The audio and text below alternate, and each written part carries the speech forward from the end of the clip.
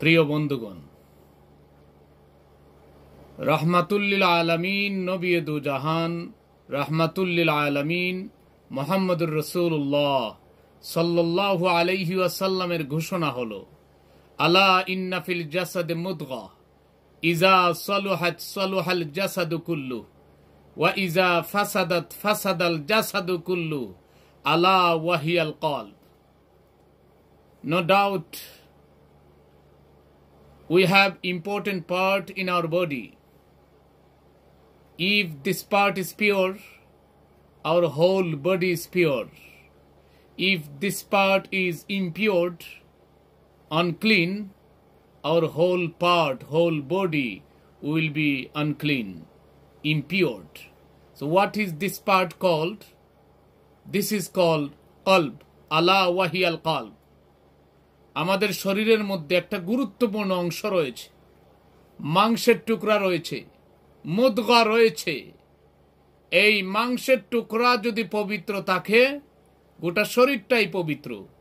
আর এই মাংসের টুকরা যদি অপবিত্র হয়ে যায়, গোটা শরীরটাই অপবিত্র হয়ে যায়। এই মাংসের টুকরার নাম হচ্ছে অন্তর, কলব। আমাদের অন্তরে বিভিন্ন ধরনের গুনাহ লুকিয়ে আছে।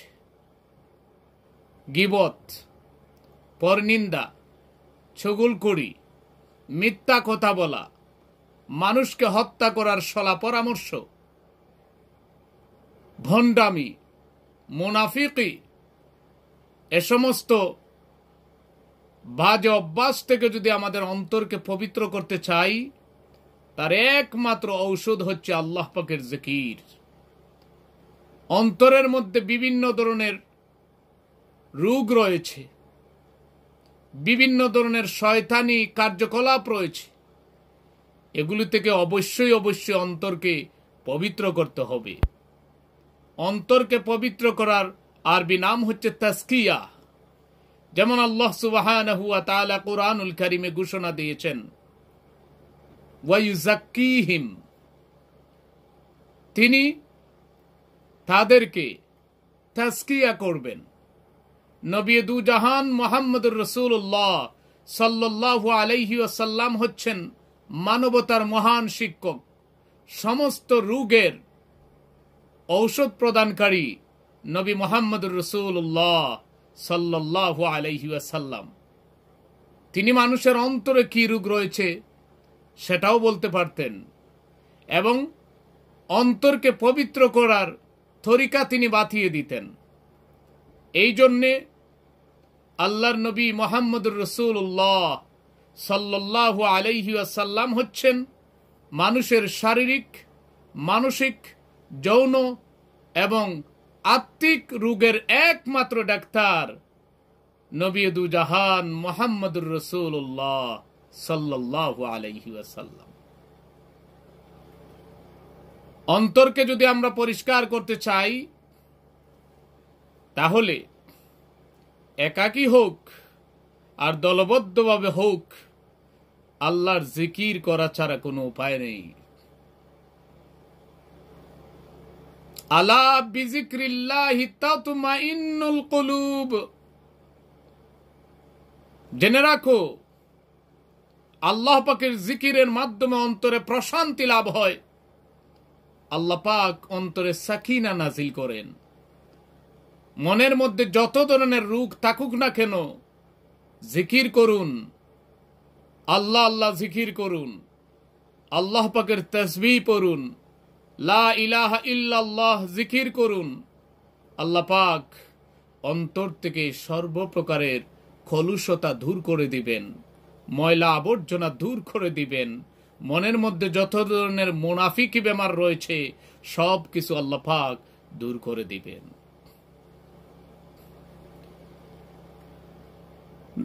নবী করিম সাল্লাল্লাহু আলাইহি ওয়াসাল্লাম জিকিরের ফজিলত সম্পর্কে ঘোষণা দিয়েছেন, লা ইয়াকুদু কওমুন ইয়াযকুরুনাল্লাহা ইল্লা হাফফাতহুমুল মালায়েকা ওয়া গাশিয়াতহুমুর রাহমা ওয়া নাযালাত আলাইহিমুস সাকিনা ওয়া যাকারাহুমুল্লাহু ফি মান ইনদা।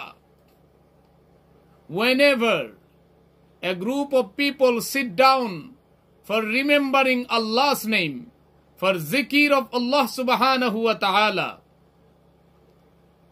angels of Allah subhanahu wa ta'ala surround them. The mercy of Allah subhanahu wa ta'ala cover them. And the sakina, peace and blessings, are sent down upon them. And Allah subhanahu wa ta'ala remembers those people who gathered, who attend in zikr mahfil. So this is not simple thing.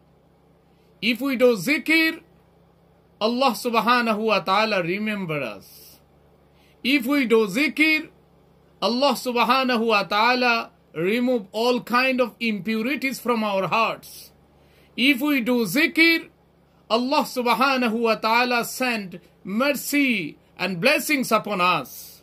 If we do zikr, uncountable angels, innumerable angels come down. They surround the people who are remembering Allah's name, who are doing zikr. কোন এক দল যখন আল্লাহ পাকের জিকিরে বসে যায়, আল্লাহ রাব্বুল আলামিনের রহমতের ফেরেশতারা তাদেরকে পরিবেষ্টন করে। আল্লাহ পাক তার রহমত দিয়ে তাদেরকে আচ্ছাদিত করেন। তাদের অন্তরে সাকিনা তথা প্রশান্তি নাজিল করেন। আমরা যেভাবে আল্লাহর জিকির করি, আল্লাহ পাক ও তার রহমতের ফেরেশতাদেরকে নিয়ে আমাদের জিকির করেন, আমাদেরকে রিমেম্বার করেন, আমাদের কথা আলোচনা করেন।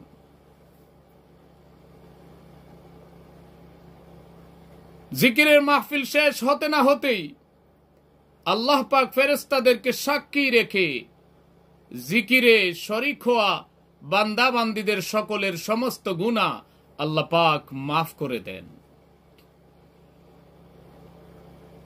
এজন্য আসুন বেশি বেশি করে আল্লাহর জিকির করি। আল্লাহ পাক ঘোষণা দিয়েছেন, ইয়া আইয়ুহাল্লাযীনা আমানুযকুরুল্লাহা যিকরান কাসীরা ওয়াসাব্বিহুহু বুকরাতান ওয়া আসীলা। O you who believed, do zikr of Allah subhanahu wa ta'ala in a great amount, in a great deal. Remember Allah's name in a much amount and glorify Him day and night time, morning and evening, bukratan wa asila, morning and evening, every time. To recite Quranul Karim, it is one kind of zikr. To read namaz, it is one of the best zikr. To smile at another Muslim is zikr. To give charity to poor and needy people, it's zikr. Basically, if you do any kind of good deeds, it's one kind of zikr. It means our life should be led in the way of Allah subhanahu wa ta'ala, which is called remembrance of Allah.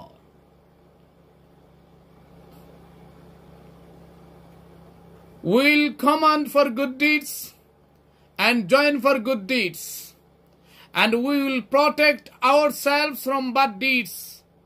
These are another types of zikr. অতএব আসুন আমরা আল্লাহর জিকির করি। আল্লাহ পাকের জিকির যারা করে তারা মূলত জ্ঞানী, তারা মূলত wise people. This is not my word. This is the word of Allah subhanahu wa ta'ala.